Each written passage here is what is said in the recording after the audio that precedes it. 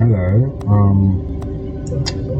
welcome to a game called Dragon. It's supposed to be an old horror, I believe. Apologies for any background sound that might get picked up. Anyway, let's begin, I suppose.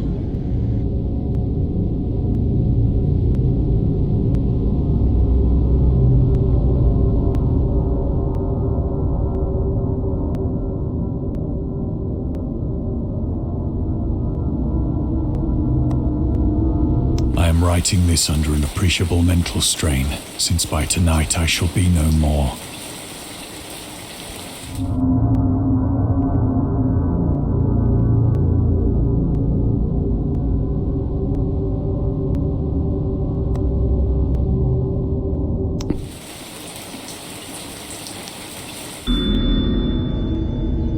Okay, as to letters, my case is peculiar. I write such things exactly as easily and as rapidly as would utter the same topics in conversation.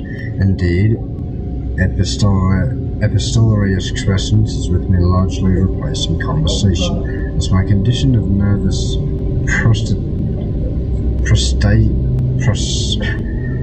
frustration becomes more and more acute. I cannot bear to talk much now, and am becoming as silent as the spectator himself. My loquacity extends itself on paper. H.P. Lovecraft to Reinhard Kleiner, December 23, 1917. Throughout his life, Lovecraft penned around 100,000 letters to his friends and fans, of which about 10% survive to this day. But his tendency to endless correspondence was a relatively late growth. In youth, I scarcely did any letter writing. Thanking anybody for a present was so much of an ordeal that I would rather have written a 250-line partial or a 20-page treatise on the rings of Saturn. Selected letters 1929 to 1931, H.P. Lovecraft. Lovecraft would often skip meals to afford postage. Collections of his correspondence have been published in various books, and selected letters can be found online. Some readers consider them as his most important legacy. You can read the discovered truth immediately and collect them later. Turn off display and check it if you find anything to distract. Okay. That's it. Alright.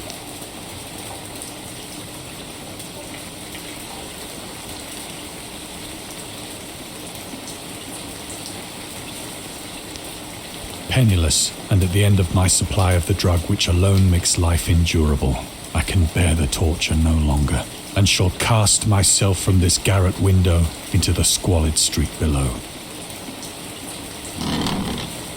Do not think from my slavery to morphine that I am a weakling or a degenerate. When you have read these hastily scrawled pages, you may guess, though never fully realize, why it is that I must have forgetfulness or death.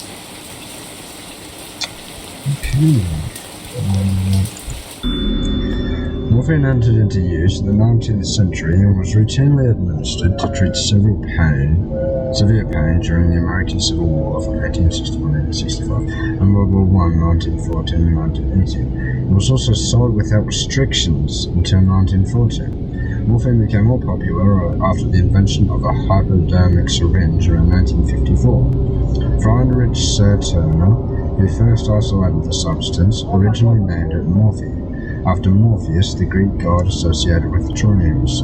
At the time where Dagon was published, morphine abuse under soldiers' disease already posed a big problem in the United States. So, on the drugs, eh?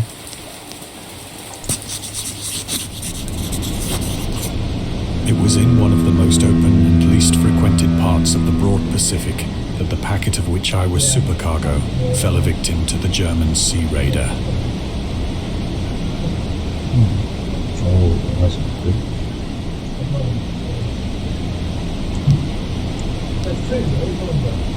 Aha! Dagon was written around a month after the United States entered World War I. Lovecraft was actively interested in its cause. He composed many poems in which he gave encouragement to soldiers and commented on the events unfolding in Europe. He tried to enlist in the army, which he mentions in one of the letters to Reinhard Kleiner. Some time ago, impressed by my entire uselessness in the world, I resolved to attempt enlistment despite my almost invalid condition. I argued that if I chose a regiment soon to depart for France, my sheer nervous force, which is not inconsiderable, might sustain me till a bullet or piece of shrapnel could more so conclusively and effectively dispose of me. Letters to Reinhard Kleiner, H.P. Lovecraft. But even though he possessed passed the physical exam, his mother prevented him from going to war. She had threatened to go to any lengths, legal or otherwise, if I do not reveal all the ills which unfit me for the army. I am Providence, the life and times of H.P. Lovecraft, S. T. Joshua.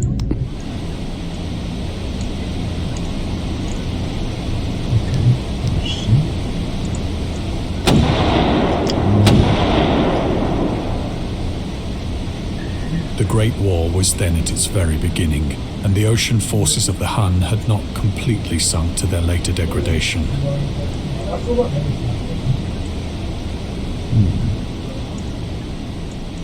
So that our vessel was made a legitimate prize, whilst we of her crew were treated with all the fairness and consideration due us as naval prisoners.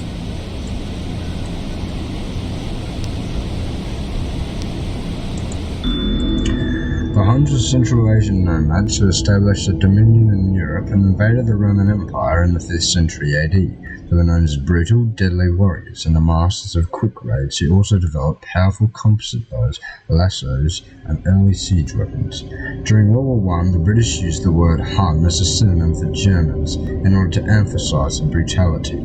However, the term originated when the German Emperor Wilhelm II gave a speech to his troops on the 27th of July 1900 before they embarked to China. Should you encounter the enemy, he will be defeated. No quarter will be given. Prisoners will not be taken. Whoever falls into your hands is forfeited. Just as 1,000 years ago the Huns under their king Attila made a name for themselves, one that even today makes them seem mighty in history and legend. May the name German be affirmed by you in such a way, China, that no Chinese will ever again dare to look cross-eyed at a German. The refusal to take prisoners was a clear breach of the laws and customs of war adopted during the First Hague Convention of 1899.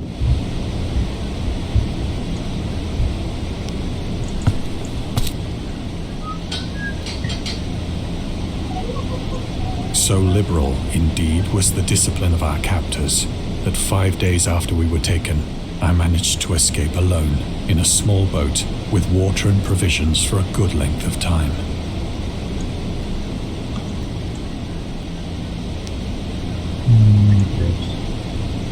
There's always something in the skies. In the skies. Something.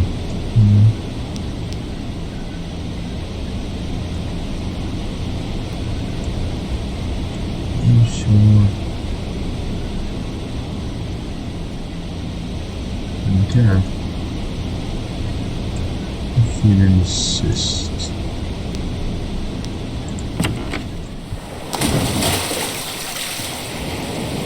When I finally found myself adrift and free, I had but little idea of my surroundings. Never a competent navigator, I could only guess vaguely by the sun and stars that I was somewhat south of the equator. It's still better than most people. Of the longitude, I knew nothing, and no island or coastline was in sight. Oh wow, but you already did it.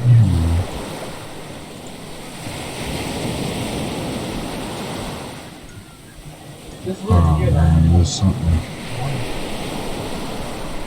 Maybe not. I can't help but feel like I'm missing something, and I don't like that. I don't like that at all. The weather kept fair, and for uncounted days I drifted aimlessly beneath the scorching sun, waiting either for some passing ship or to be cast on the shores of some habitable land.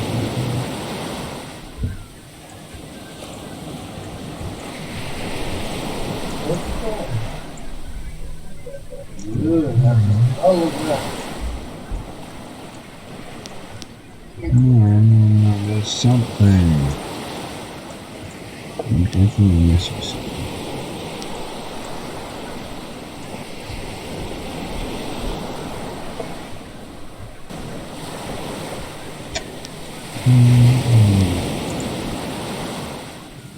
But neither ship nor land appeared, and I began to despair in my solitude upon the heaving vastness of unbroken blue. The change happened whilst I slept.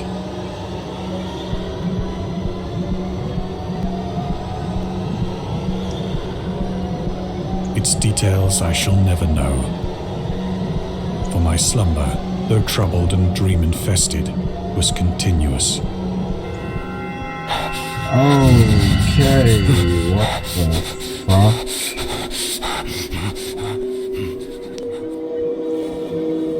Alright, mate. I don't remember that.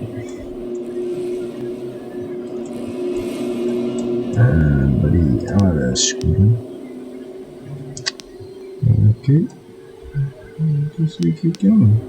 When at last I awoke, it was to discover myself half sucked into a slimy expanse of hellish black mire, which extended about me in monotonous undulations as far as I could see, and in which my boat lay grounded some distance away. Though one might well imagine that my first sensation would be of wonder at so prodigious and unexpected a transformation of scenery, I was in reality more horrified than astonished. For there was in the air and in the rotting soil a sinister quality which chilled me to the very core. The region was putrid with the carcasses of decaying fish and of other less describable things which I saw protruding from the nasty mud of the unending plain.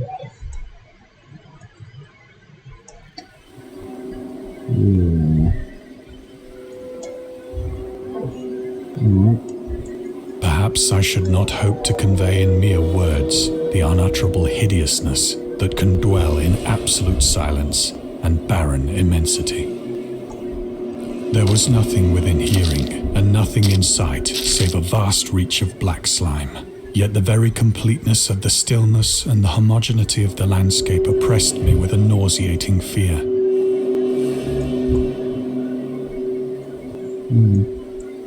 The sun was blazing down from a sky which seemed to me almost black in its cloudless cruelty, as though reflecting the inky marsh beneath my feet.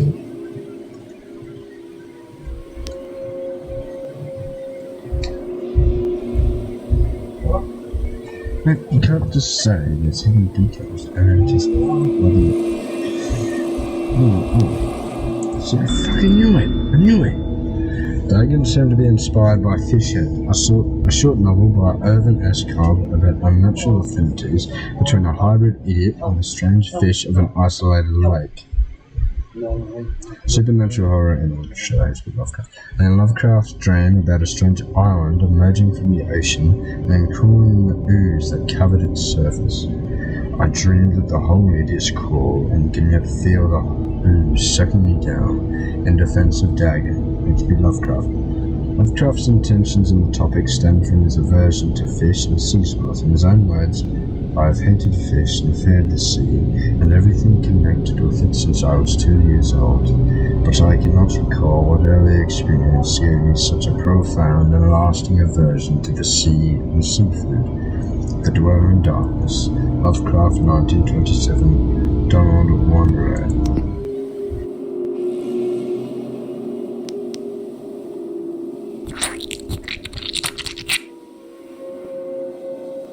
As I crawled into the stranded boat, I realized that only one theory could explain my position. Through some unprecedented volcanic upheaval, A portion of the ocean floor must have been thrown to the surface, exposing regions for which innumerable millions of years had lain hidden under unfathomable watery depths. So great was the extent of the new land which had risen beneath me that I could not detect the faintest noise of the surging ocean, straining my ears as I might. Nor were there any seafowl to prey upon the dead things.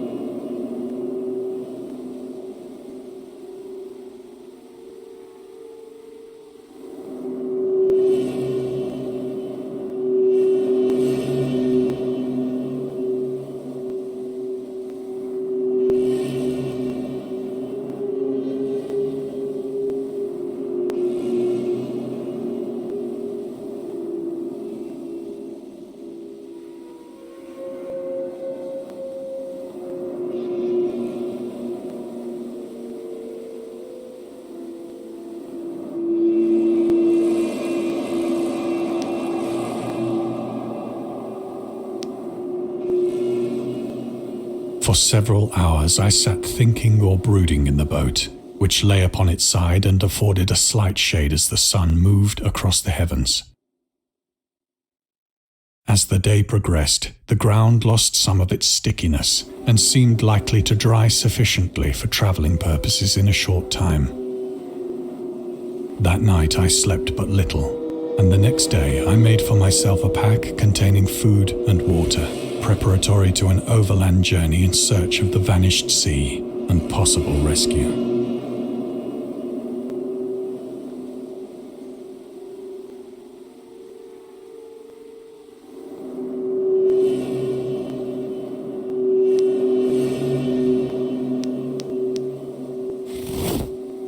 On the third morning, I found the soil dry enough to walk upon with ease. The odor of the fish was maddening, but I was too much concerned with graver things to mind so slight an evil, and set out boldly for an unknown goal.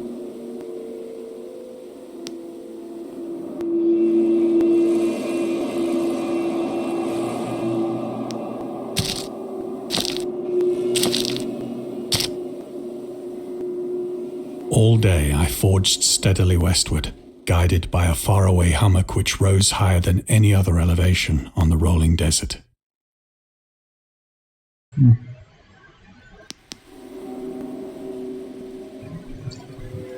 It doesn't look like a fucking fish, man. Oh, maybe it is. I'm sorry, the fish. So look at the squid. Let's get there.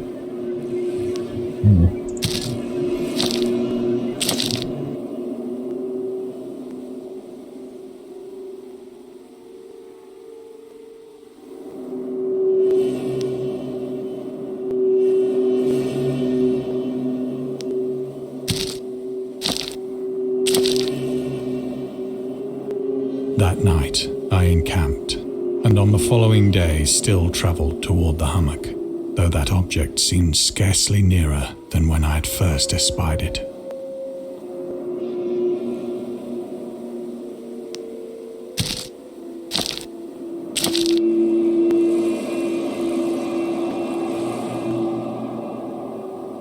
By the fourth evening, I attained the base of the mound, which turned out to be much higher than it had appeared from a distance. An intervening valley setting it out in sharper relief from the general surface. Too weary to ascend, I slept in the shadow of the hill. I know not why my dreams were so wild that night, but ere the waning and fantastically gibbous moon had risen far above the eastern plain, I was awake in a cold perspiration, determined to sleep no more. Such visions as I had experienced were too much for me to endure again, and in the glow of the moon I saw how unwise I had been to travel by day. Without the glare of the parching sun, my journey would have cost me less energy. Indeed, I now felt quite able to perform the ascent which had deterred me at sunset. Picking up my pack, I started for the crest of the eminence. What's wrong with the sound? I have said that the unbroken monotony of the rolling plain was a source of vague horror to me. But I think my horror was greater when I gained the summit of the mound and looked down the other side into an immeasurable pit or canyon, whose black recesses the moon had not yet soared high enough to illumine.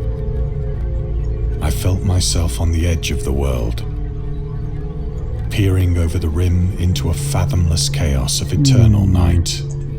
Through my terror ran curious reminiscences of Paradise Lost, and of Satan's hideous climb through the unfashioned realms of darkness. As the moon climbed higher in the sky, I began to see that the slopes of the valley were not quite so perpendicular as I had imagined.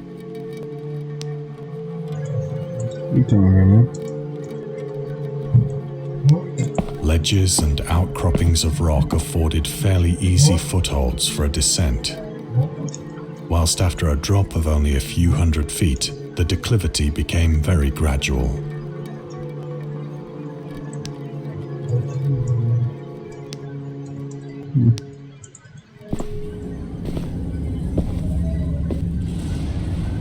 Urged on by an impulse which I cannot definitely analyze, I scrambled with difficulty down the rocks and stood on the gentler slope beneath, gazing into the Stygian deeps where no light had yet penetrated. All at once, my attention was captured by a vast and singular object on the opposite slope, which rose steeply about 100 yards ahead of me. An object that gleamed whitely in the newly bestowed rays of the ascending moon.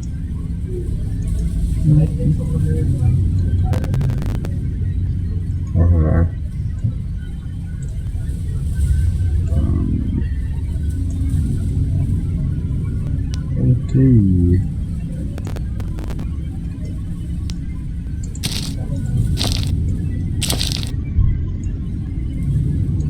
That it was merely a gigantic piece of stone, I soon assured myself. But I was conscious of a distinct impression that its contour and position were not altogether the work of nature. A closer scrutiny filled me with sensations I cannot express.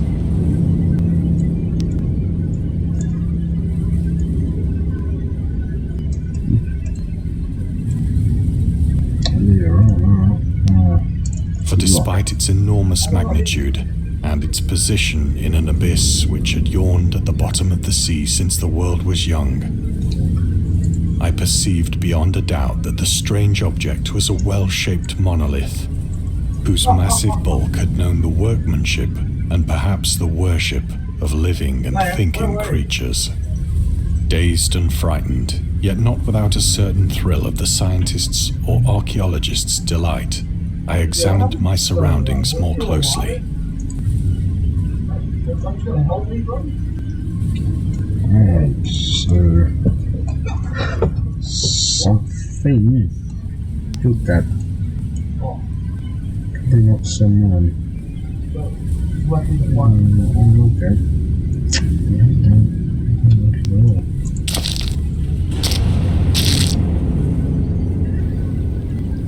The moon, now near the zenith, shone weirdly and vividly above the towering steeps that hemmed in the chasm,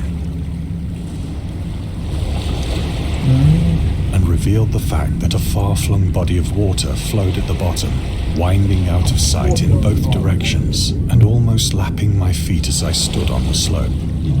Across the chasm, the wavelets washed the base of the cyclopean monolith, on whose surface I could now trace both inscriptions and crude sculptures. What the fuck is happening, man?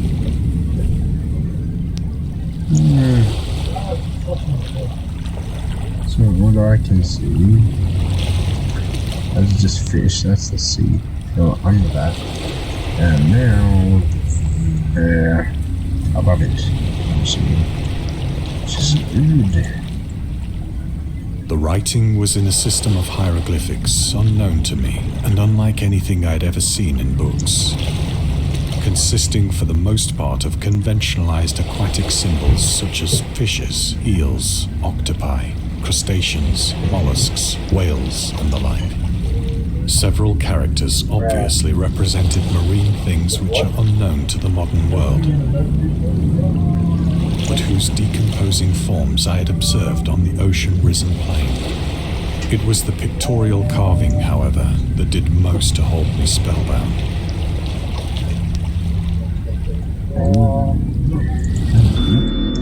Dagon contains many themes and storytelling methods that Lovecraft developed in his later work, such as telling the story through carvings of the mountains of Manus, the moon, the city, generals and characters' notes, the celebrator of time, the halter of the dark, islands emerging from the ocean, the call of Cthulhu, or fictional beings and deities based on real events and mythologies, Migo and the Whisper of Darkness. It's also considered the origin of the popular Cthulhu mythos. Some of Lovecraft's other stories also conclude in a manner similar to Dagon. I won't see the details and not want to spoil. Oh, yeah, it's arms. Get nothing to say about so, okay. Plainly visible across the intervening water on account of their enormous size were an array of bas-reliefs whose subjects would have excited the envy of a doré. What the fuck does that even mean, man? I Speak think that English! these things were supposed to depict men, at least a certain sort of men, though the creatures were shown disporting like fishes in the waters of some marine grotto, or paying homage at some monolithic shrine which appeared to be under the waves as well. Of their faces and forms I dare not speak in detail, for the mere remembrance makes me grow faint. Grotesque beyond the imagination of a Poe or a Bulwer. They were damnably human in general outline, despite webbed hands and feet, shockingly wide and flabby lips, glassy, bulging eyes, and other features less pleasant to recall. Curiously enough, they seemed to have been chiseled badly out of proportion with their scenic background, for one of the creatures was shown in the act of killing a whale, represented as but little larger than himself. I remarked, as I say, their grotesqueness and strange size, but in a moment decided that they were merely the imaginary gods of some primitive fishing or seafaring tribe. Some tribe whose last descendant had perished eras before the first ancestor of the Piltdown or Neanderthal man was born.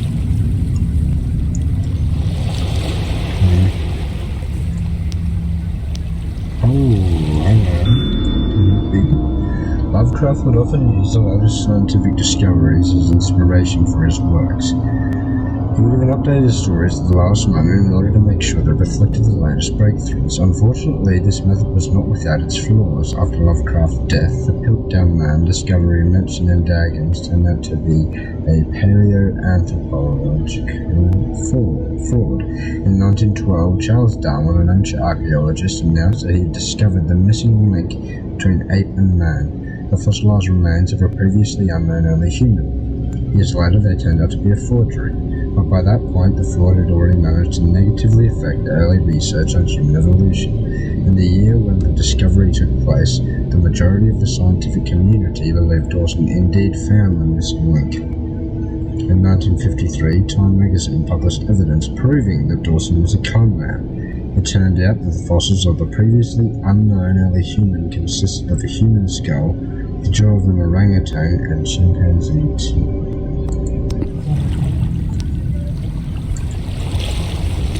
Awestruck at this unexpected glimpse into a past beyond the conception of the most daring anthropologist, I stood musing as the moon cast queer reflections on the silent channel before me. Then, suddenly, I saw it. What? With only a slight churning to mark its rise to the surface, the thing slid into view above the dark water. Leave, please. Leave. And loathsome, it darted like a stupendous monster of nightmares toward which it flung its gigantic scaly arms, the while it bowed its hideous head and gave vent to certain measured sounds. Sorry? I think I went mad then.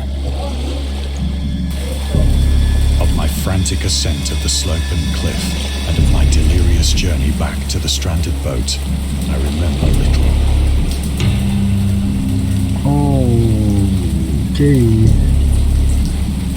Yeah.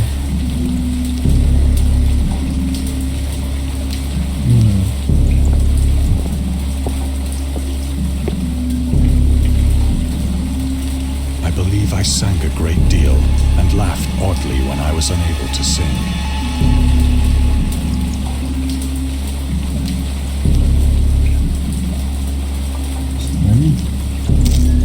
I'm probably going to sink into the ground. I have indistinct recollections of a great storm sometime after I reached the boat. At any rate, I know that I heard pearls of thunder and other tones which nature utters only in her wildest moods.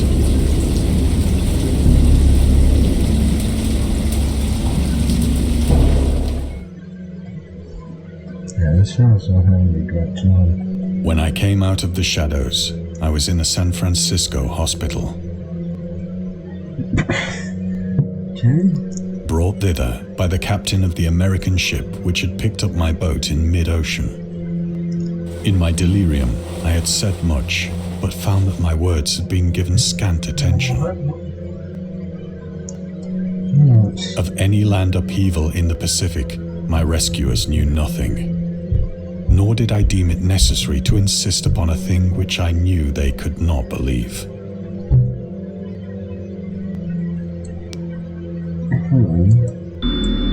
In 1921, Lovecraft released a series of 3 essays, The Defense Reopens, The Defense Remains Open, and Final Words, later published as a collection titled In Defense of Dagon, in which he rebuked a series of criticism directed at his work. Some notable quotes: "I paint what I dream, and will let the public settle the rest amongst themselves. Mr. Monday asks a raison d'etre of Dagon.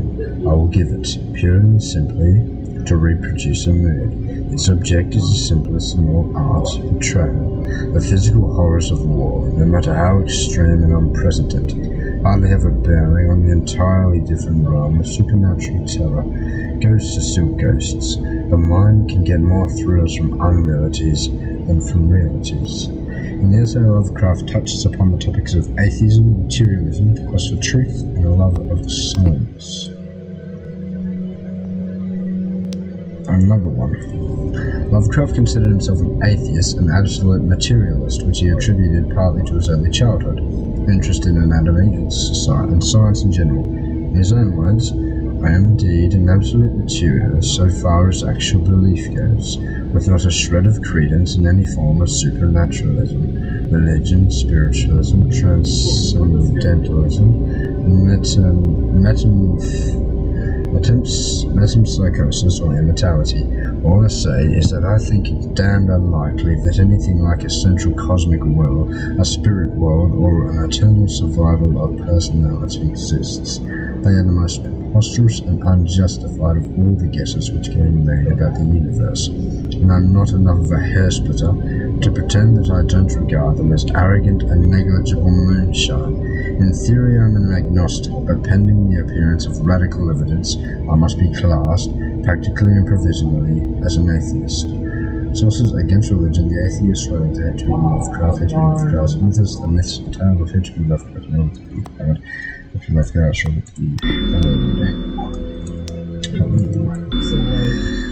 Lovecraft was a prominent figure in the world of amateur journalism. In 1915, he started publishing his own journal called The Conservative, which included political and social commentary, poetry, short stories, and literary criticism written by him and other authors. Howard was a skilled wordsmith, but he also took criticisms to heart, which resulted in his decision to step away from writing poetry and concentrate on weird fiction again, for the first time since his teenage years. Dagon, published in 1919, is one of the short stories written during that period. In this example, the expert from the conservative, the master of horror fiction explains his attitude towards warfare and the idea of world peace. Why any sane human being can believe in the possibility of universal peace is more than the conservative can fathom. Should the entire civilized world agree simultaneously to disarm, one or more nations will undoubtedly retain secret armies and at the proper time take advantage of their more altruistic and less astute contemporaries in a wild career of contest against unarmed victims. No country is or ever can be above warfare until the basic impulses of the human animal shall have miraculously changed. Damn, bro, speaking facts though.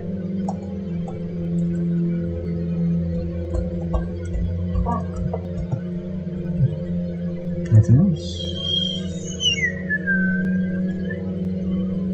Okay. Right.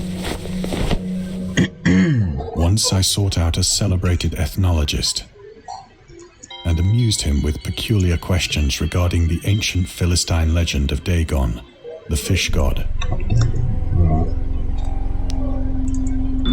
Dagon was the main deity of the Philistines, worshipped throughout the Middle East as the ancient god of fertility and crops. In Hebrew, the word Dagon was a common noun for grain. The rulers of Akkad in Mesopotamia chose him as the patron saint of their war conquests. He also appeared as the judge of the dead in an Assyrian poem and an underworld prison warden in one of the Babylonian texts. He is often mistakenly taken for a fish god due to wrong interpretations of his name, as in Hebrew the word Dag means fish. In H.P. Lovecraft's work, Dagon is an underwater deity ruling over the deep ones, a humanoid race with fish traits who resides in the ocean. He is worshipped by a secret cult called the Esoteric Order of Dagon.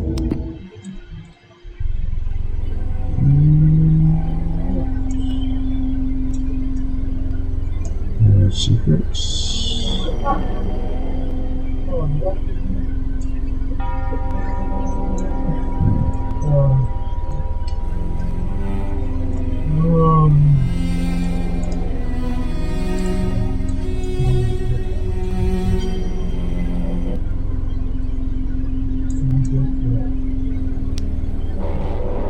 Second.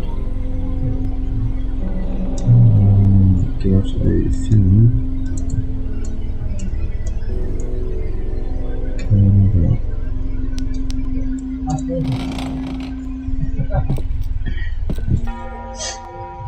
But soon perceiving that he was hopelessly conventional, I did not press my inquiries.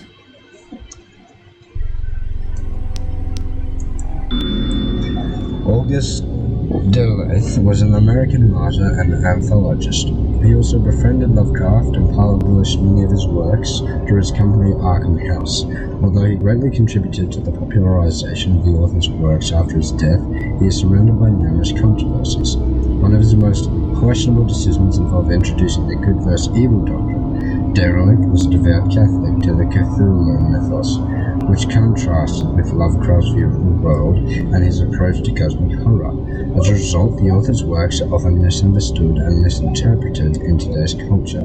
It is also worth noting that Lovecraft was never really interested in creating a mythology, and the term Cthulhu mythos was coined by Derelith after the author left the mortal plane.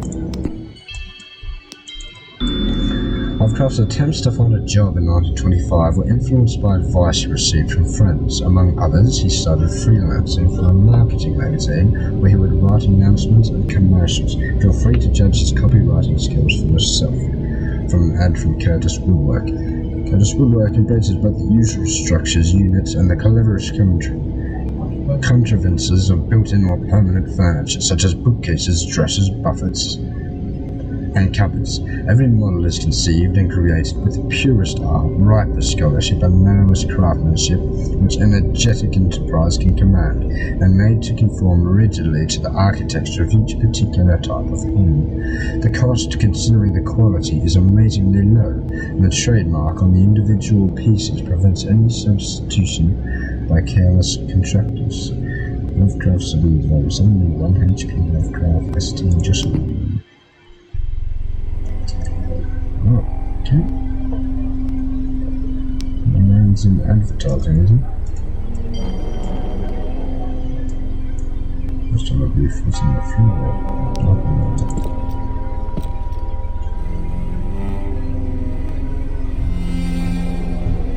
Got nothing to say there? Alright, mate. Stop looking at me. It's creeping me out now. Aha! These days the word scientist is a widely accepted term, but at the time Dagon was published, it was subject to wide debate. After the author used it in the story, critics pointed out that the man of science was a more appropriate term to employ. He admitted in defense of Dagon that if Dagon were to be reprinted, he would indeed use the phrase they suggested.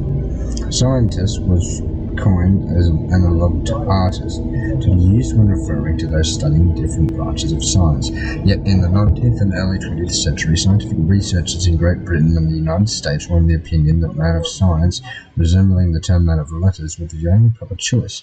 Among other things, it was gender specific, indicating that science was an endeavour to be pursued by only one sex. The term scientist became accepted only after World War II, and man of science started fading into obscurity as an old-fashioned synonym.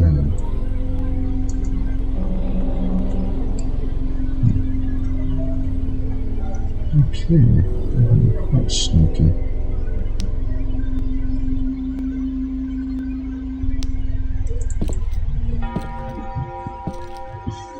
I could miss half of this though.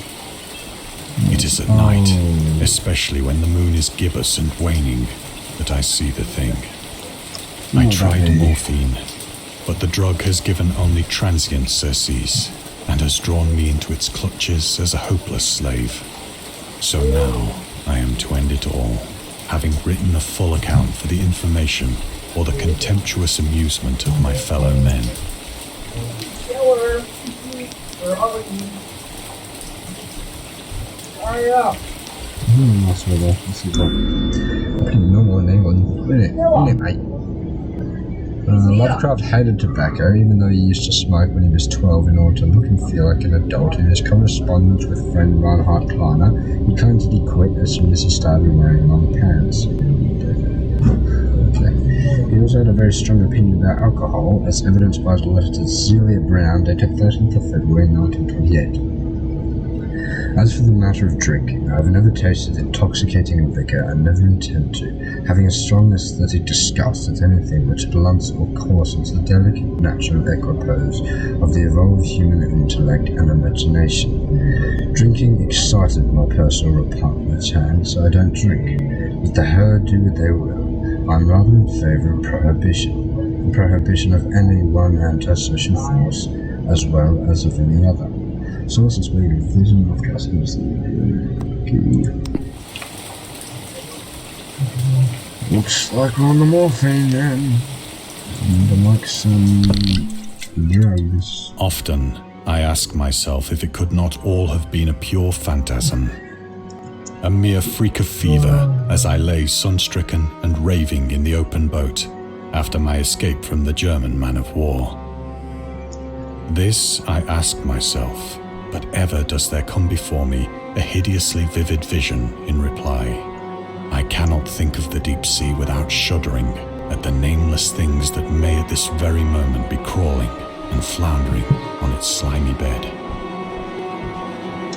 worshipping their ancient stone idols and carving their own detestable likenesses on submarine obelisks of water-soaked granite. I dream of a day when they may rise above the billows to drag down into their reeking talons the remnants of puny, war-exhausted mankind. Of a day when the land shall sink and the dark ocean shall ascend amidst universal pandemonium. Wow, okay.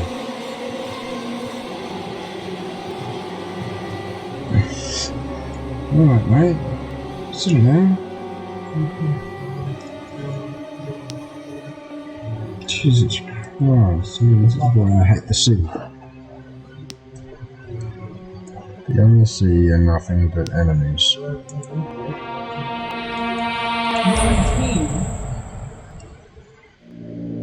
The end is near. is that? What is that, man? I hear a noise at the door, as of some immense slippery body lumbering against it. 49. Oh God, yes. Yes, that's the one. Stop doing that. Stop at the window. You shouldn't make that. It shall not find me. Now for the big thing. God, that hand!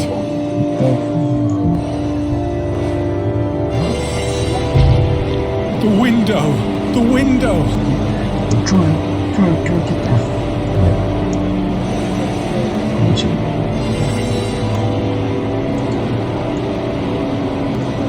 Never stay.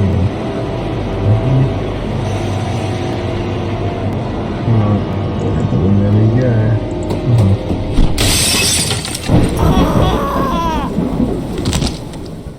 Okay, no, he didn't survive. Well, okay. That was Dagon. That was very enjoyable. Just do it. So yeah, go check out Dagon. Yes, see you next week.